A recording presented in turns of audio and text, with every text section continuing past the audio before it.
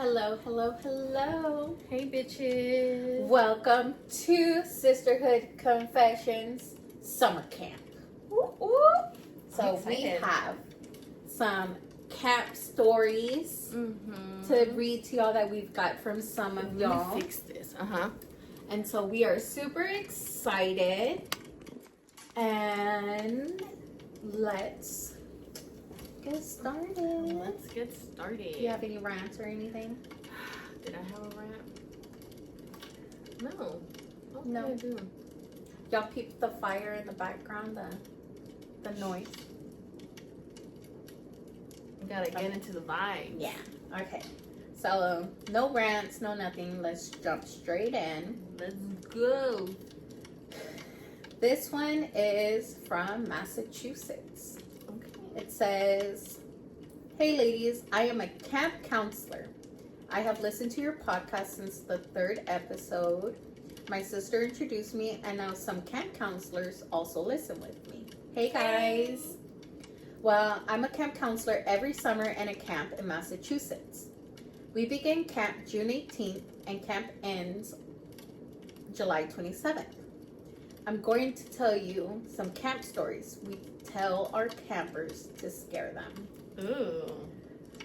FYI, when I first read this to Laura, she was like, Yeah. It's because we didn't see that part where you said it was camp stories.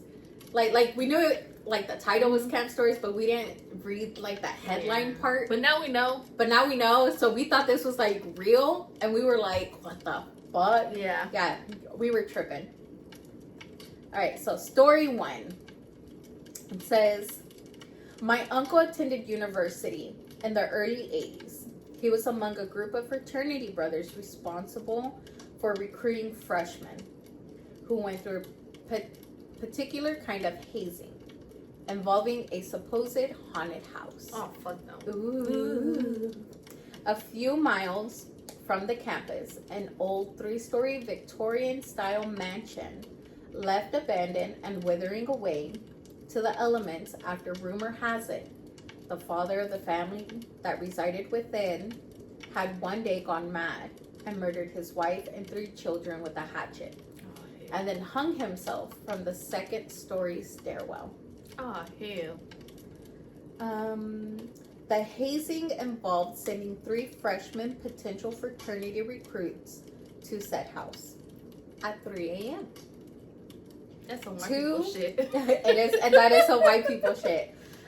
2 equipped with a unique item relating to the murders, and all 3 with a candle and a match. The freshmen would be sent one at a time to the house, observed from afar by the frat boys. They were instructed to enter the house, light their candle, and ascend each floor until they got to the attic. They were told to stop at each main picture window of each floor and let their candle show in the window to prove they were actually there and completing it. Fuck no.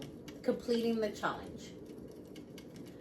My uncle was a senior member of the fraternity, and he ended up having a worse outcome than anyone else involved. So the night comes, the fated night that changed multiple people's lives irreversibly forever.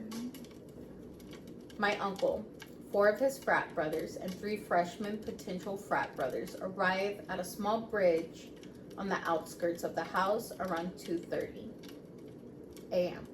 The night is cold and still, clouds right across, and almost full moon, illuminating the old house and casting eerie shadows. I'm scared. The 3 freshmen are given separate items alongside their candles and matches. The first gets a hatchet representing the murder weapon. The second is given a rope representing the suicide method. The third is given a second match because he's told it's almost certain his candle will not burn true after the first 2 ascend the stairs and disturb the spirits. This one's good. I know. So my uncle, the frat brothers, and two freshmen watch as the first recruit approaches the old house with a hatchet, a candle, and a match in hand. Nervously, he enters, and in the dark night, the rest can plainly see the match strike, light, and ignite the candle. The house had many large picture windows, and the whole group watches as a glow illuminates the first floor windows, passing one by one until the stairs. When it begins to rise, first floor, second floor, and then the candle goes out. They speculate for a minute, most likely a draft, or moving too fast from panic. So they send the second freshman recruit, equipped with a rope, candle, and a match. And eerily enough, the same events unfold. First floor, second floor, candle goes out. Fuck no. The third and last recruit is obviously shaken, but the frat brothers try to rationalize the situation by explaining that the other two recruits are probably just messing with them. Holed up on the second floor, laughing in the dark, and sipping on a hip flask. My uncle says he didn't believe this, but he just laughed and agreed to ease the tension. So they send the third freshman to investigate. Give his buddies a kick in the ass, and remind them that they can't join the frat unless they make it to the attic and prove it with the candle glowing in the window. With nothing but a candle and two matches, the third visibly trembling freshman approaches the house, gives an apprehensive look back to the group, Oh, fuck. and enters. Again, it happens. The same thing.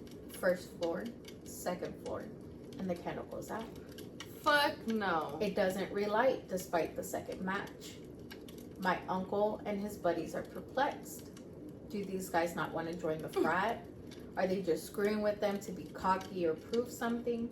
It's got to be freezing, dark, and miserable in that old house. What do they have to gain? So they wait and wait and wait. 2 hours have passed. The beer has all been drunk, and my uncle and his frat buddies are just annoyed at this point. So they say, fuck it, leave them. Let the freshmen enjoy their little prank and sit in the cold and dark. Not going to give them the satisfaction. So they go back to the dorm and sleep it off. Eager to see the freshman recruits the next day and inform them that they failed the test and hoped it was worth it. But the freshmen never show up. Oh, no.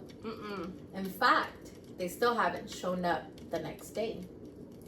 Nervous, my uncle and his buddies decide to investigate the old house before getting police involved and potentially a massive scandal. Well, what they found, my uncle never forgot or forgave himself. Oh, hell.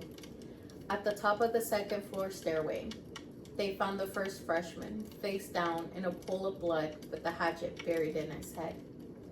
Hanging by the rope he brought was the second freshman, dangling from the second floor railing. Panicked and horrified, they called the police. The third freshman was never found, but there were footprints in the dust leading up the stairs and out an open window. The police never found him, and he is believed to be the top suspect. Why would he kill his friends? No motive, but he's the only suspect and is still missing to this day. After an extensive investigation, no charges were filed on the frat or my uncle due to lack of evidence. My uncle's fraternity completely disbanded after the incident. Hazing gone wrong ends in 2 grisly deaths, the paper said. Big mess swept under the rug. But then the incident started happening. Again. Now here's the even more peculiar part of the whole mess.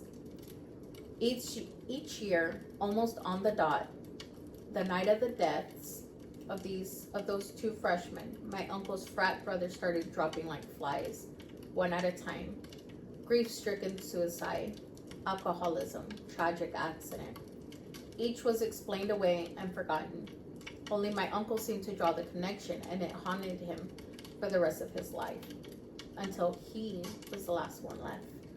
Oh, hell no. 12 years later, he found himself the last of his fraternity to be alive, Oh my god. and the anniversary was approaching. Terrified, he panicked, sold all his worldly possessions, and decided to live the vagrant, rail-riding hobo lifestyle. Who knows why? We certainly don't. All we know is how he was found 2 days later.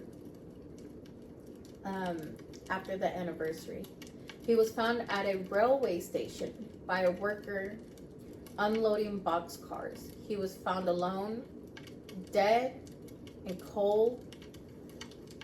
A horrible shock looked frozen on his face. Beside him was a candle, 2 burnt out matches, and scratched into the door of the boxcar was. That's when you scream and scare the ever-loving shit out of a bunch of fucking kids and have them hike in the dark back to their camp. Hey, that was a good story.